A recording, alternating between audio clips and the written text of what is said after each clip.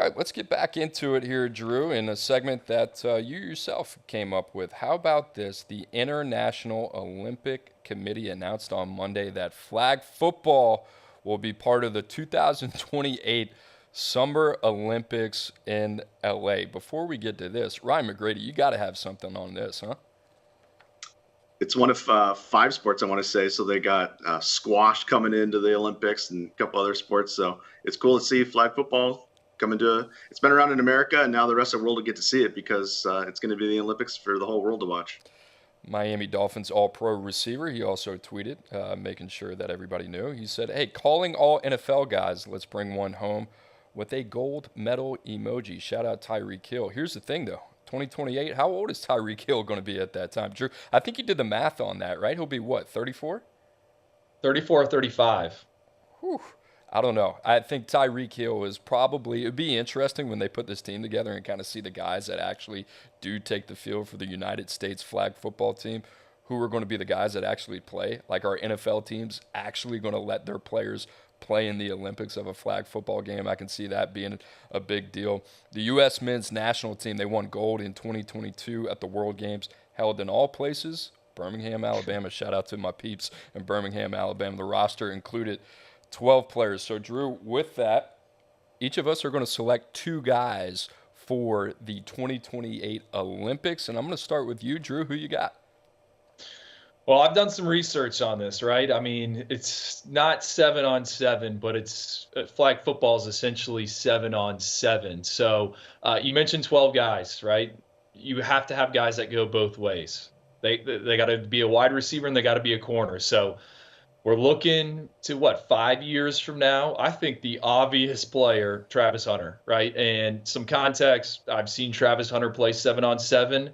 We've all seen what he's done at Colorado here for Coach Prime going both ways. Like, he is probably the best 7-on-7 player I've ever seen. We're talking about someone who at one point was Georgia's career state leader in touchdown catches. We know what he can do on defense. I think Travis Hunter should be an absolute lock for this team, right? He can shut down one side of the field and then he can go get the football on offense. So my mindset, my thinking, you need two-way guys. I think Travis Hunter is the first call you need to make. And I also think Travis Hunter would embrace this, right? This is a guy that loves to be in the spotlight. I think, where would he be in 2025, like year two of his NFL contract?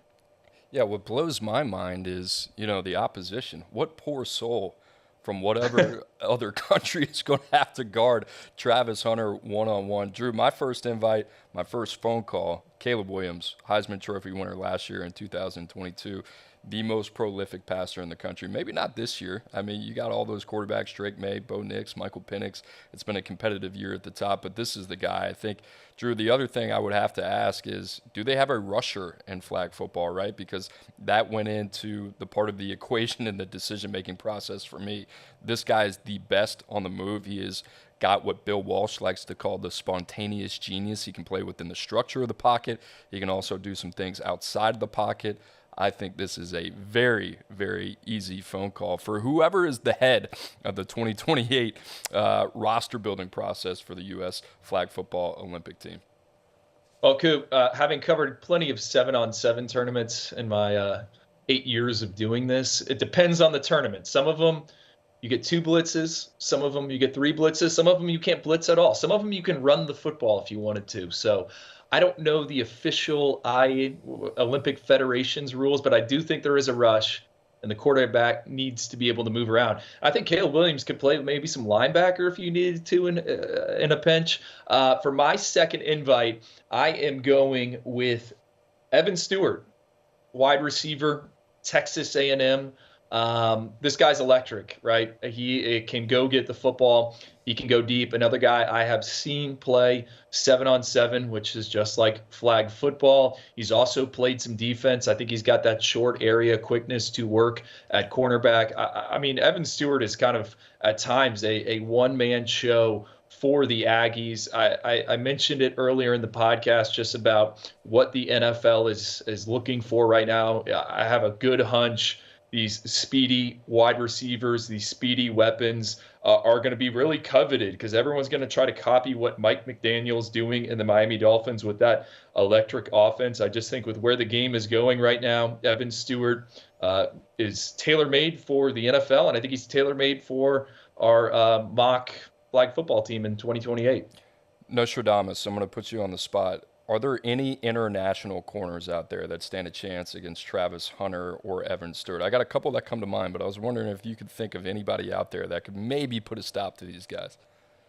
Not off the top of my head, and I can't think of any guys that could be like Travis Hunter and play both ways. He's got 496 snaps played this year in just 4 games. So he's averaging 124 plays per game. So I think he could handle some 7-on-7 playing offense and defense. The two names that come to mind for me, I don't know why, pretty random. Christian Gonzalez, that I believe would be representing Colombia, right? And then the other one would be Ben St. Juste, who played at Minnesota by way of Michigan, now with the Washington Commanders. I think he'd suit up for Canada. I believe that correct. Drew, do you have any other ones? He got his first interception last week, too. There you go. Yeah, that's the thing.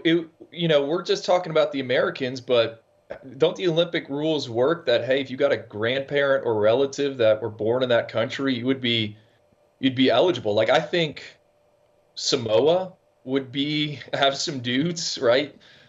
Nico Iamalieva would be eligible to play for them. I think some of these European countries, and I believe, again, in my preliminary research here, Mexico has a strong football program in terms of what they got going on. Hey, if that's the case, don't be surprised if I'm out there for Italy over there just carrying the flag for the 2028 Olympics.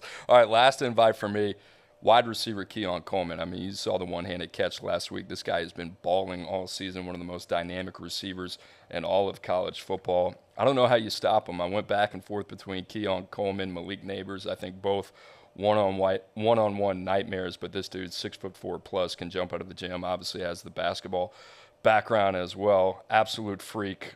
We mentioned those corners from international countries. I don't know. They have a hard time stopping them here in the States. I don't know how they're going to do that on the international stage. McGrady, any context on my man Keon Coleman? Yeah, he leads the ACC in touchdown receptions this year with 7, and he was the number 4 ranked wide receiver in the 2023 transfer class as he switched states from Michigan State to Florida State. Love it. Love it. Drew, that is it. Ryan McGrady, the Nostradamus as well. Just a reminder, you are listening to the 24/7 Sports Football Recruiting Podcast. Remember, you can find us Tuesday, Wednesday at 5 o'clock Eastern Time on Spotify, Apple as well, and the 24/7 Sports YouTube channel. For Andrew Ivins, Ryan McGrady, I'm Cooper Petagna. We'll see you next week.